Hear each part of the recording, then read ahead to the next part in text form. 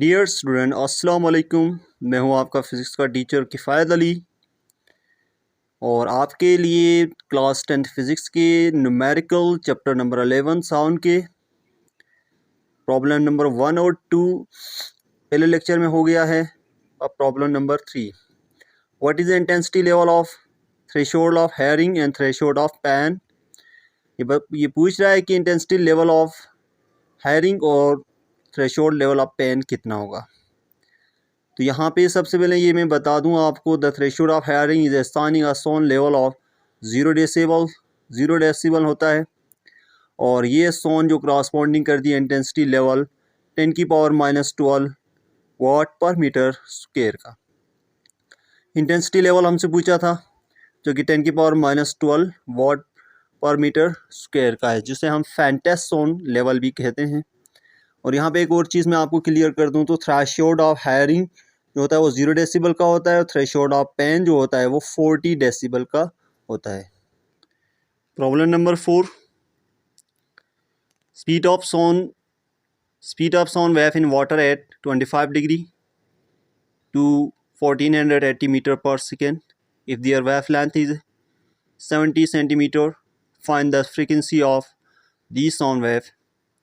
Speed of sound wave water के अंदर हमारे पास 1480 मीटर पर सेकेंड की है और इनकी वेव लेंथ जो हमारे पास है 70 सेंटीमीटर का है।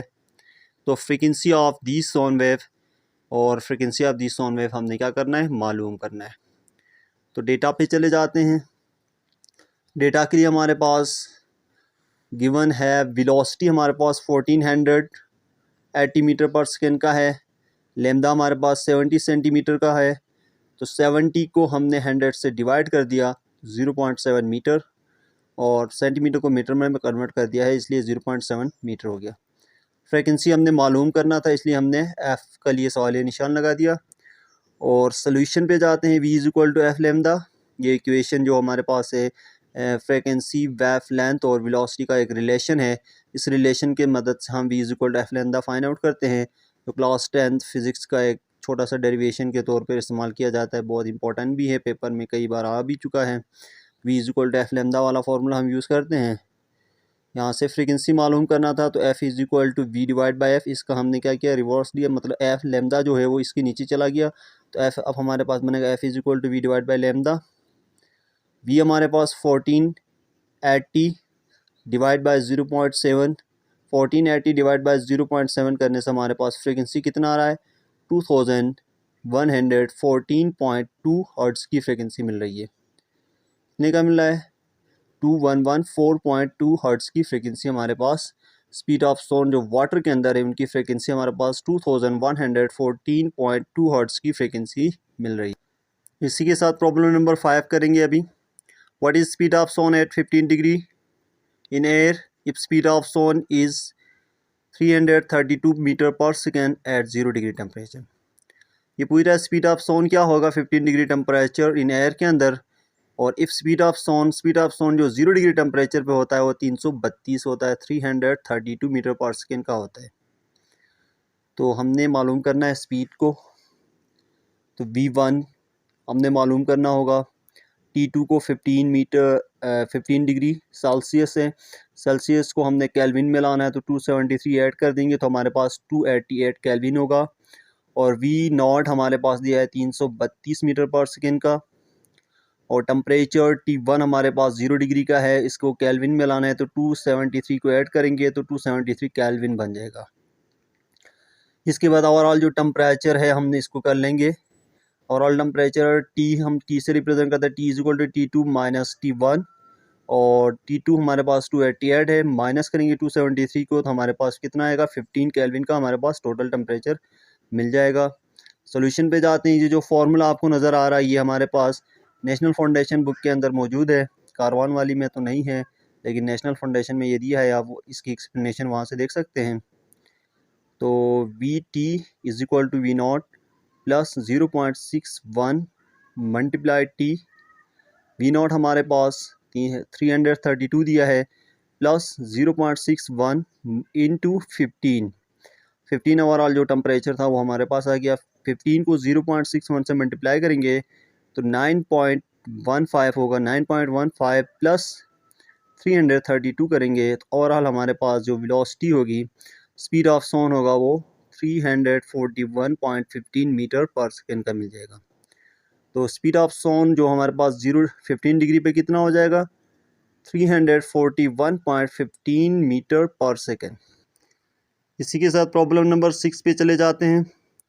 Find the range on wavelength for Audible sound if minimum frequency is 20 hertz and maximum frequency is 20 kilo hertz. हमने रेंज फाइंड करना है, मींस लैम्डा फाइंड करना है, वेवलेंथ फाइंड करना है ऑडिबल साउंड की, जो कि मिनिमम फ्रीक्वेंसी 20 हर्ट्ज की है और मैक्सिमम फ्रीक्वेंसी होती है 20 किलो हर्ट्ज की है। तो डेटा पे चले जाते हैं। लैम्डा मिनिमम भी फाइंड करना है, लैम्डा मैक्सिमम भी मालूम करना है, और लैम्डा फ्रीक्वेंसी में मिनिमम हमारे पास 20 हर्ट्ज़ की है और फ्रीक्वेंसी मैक्सिमम हमारे पास 20 किलो हर्ट्ज़ की है। किलो को हमने मींस 1000 से मल्टीप्लाई करेंगे तो 20,000 हर्ट्ज़ हो जाएगा। और सोल्यूशन पे फिर से वही रिलेशन पे जाते हैं, फ्रीक्वेंसी, वेवलेंथ और वेलोसिटी की रिलेशंस पे। तो v is equal to F lambda होता है। v is equal to F lambda वाली केस में जाते हैं तो v is equal to F lambda हो गया, और लैम्डा फाइंड करना तो lambda is equal to v divide by frequency minimum.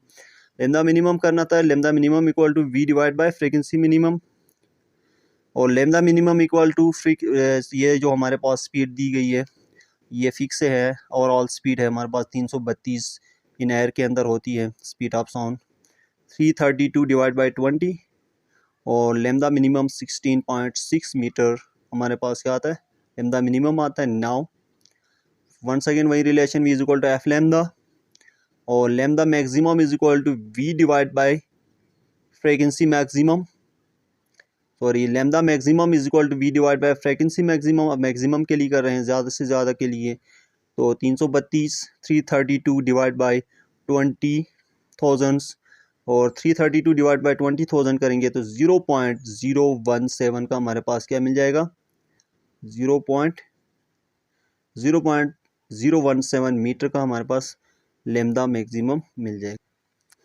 Problem number 7, during thunder storms thunder sound is hearing after 3 seconds of light flash. Find the distance of cloud from ground. Speed of sound is 340 metre per second. ये आसान सा numerical है लेकिन paper में आ चुका है, और last year 2020 के या 21 के पेपर में दिया था थंडर स्टॉर्म्स के बारे में। ये कह रहे थे कि थंडर स्टॉर्म से जो होती है साउंड की लाइट जो होती है वो पहले आ जाती है, साउंड बाद में आता है, उसकी क्या वजह है, एक रीज़न के तौर पे ये सवाल पूछा गया था। उसकी मैं तो पूरे डिटेल में नहीं जाऊंगा, जस्ट बता दूंगा कि स्पीड ऑफ लाइट जो होती है वो ज़्यादा होती है, इसी वजह से लाइट पहले आ जाता है, और स्पीड ऑफ साउंड कम है और इसी वजह से स्पीड जो होती है वो साउंड जो होता है वो बाद में हमारे पास सुनने को मिलता है।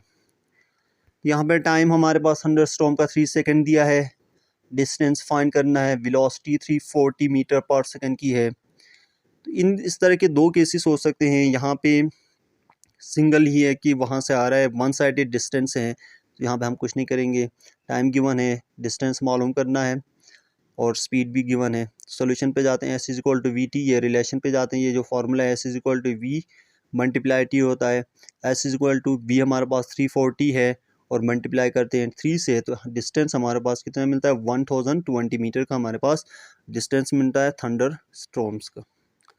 प्रॉब्लम नंबर 8, और ये हाँ यही इसी के अंदर ये कंडीशन मौजूद है जो मैं आपको बताना चाह रहा था जब प्रॉब्लम नंबर 7 में।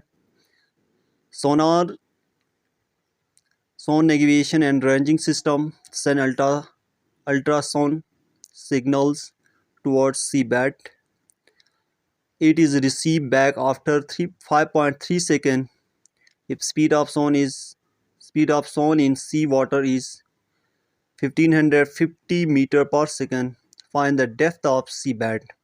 समंदर की गहराई को फाइंड करना है, वाटर के अंदर जो स्पीड है अल्ट्रासोनिक की 1550 मीटर पर सेकेंड है, और टाइम जो अल्ट्रासोनिक साउंड जो भेजे गए हैं और नीचे टकरा के वापस आ रहे हैं, टोटल टाइम जो लगाते हैं 5.3 सेकेंड का। तो डेटा पे चले जाते हैं, टप टाइम हमारे पास 5.3 सेकेंड दिया है, जबकि हमने डिस्टेंस वन साइड का फाइंड करना है। क्या करना है, वन साइड का मतलब एक शिप है, मैरीन शिप हो गया जिसके ऊपर बैठ के अल्ट्रासाउंड वेव सेंड कर रहा है, तो मतलब जहाँ से वो सेंड कर रहा है नीचे टकरा रहा है, वन साइडेड डिस्टेंस चाहिए हमें, हमारे पास टोटल डिस्टेंस चाहिए। इसीलिए मैं इस टाइम को 2 से डिवाइड करूँगा, क्योंकि ये जाना और आने का टाइम है। 2 से डिवाइड करूँगा 5.3 को, तो हमारे पास 2.65 सेकंड हमारे पास वन साइडेड टाइम होगा, जो कि नीचे टकराने तक का जो टाइम लगा वो 2.65 सेकंड का। स्पीड जो है वो 1550 मीटर पर सेकेंड का है। डिस्टेंस फाइंड करना है, वही फार्मूला हम यूज़ करेंगे। एस सॉल्यूशन पे जाते हैं, S equal to V multiply T. V हमारे पास 1550 मीटर 1550 है, मल्टीप्लाई करेंगे 2.65 से, तो हमारे पास आ जाएगा टोटल डिस्टेंस 4107.5 मीटर का। मतलब जो सोनार्स वेव जो हमारे पास थी उनका जो डिस्टेंस था, जो कि 2.65 सेकेंड में तय किया था, वो था 4107.0 मीटर का मिला है। इसी के साथ चैप्टर 11 साउंड के न्यूमेरिकल भी ख़त्म कर चुके हैं। इंशाल्लाह हम नेक्स्ट लेक्चर में आपके पास किसी और चैप्टर का न्यूमेरिकल लेके आएंगे। आई होप आपको अच्छा लगे।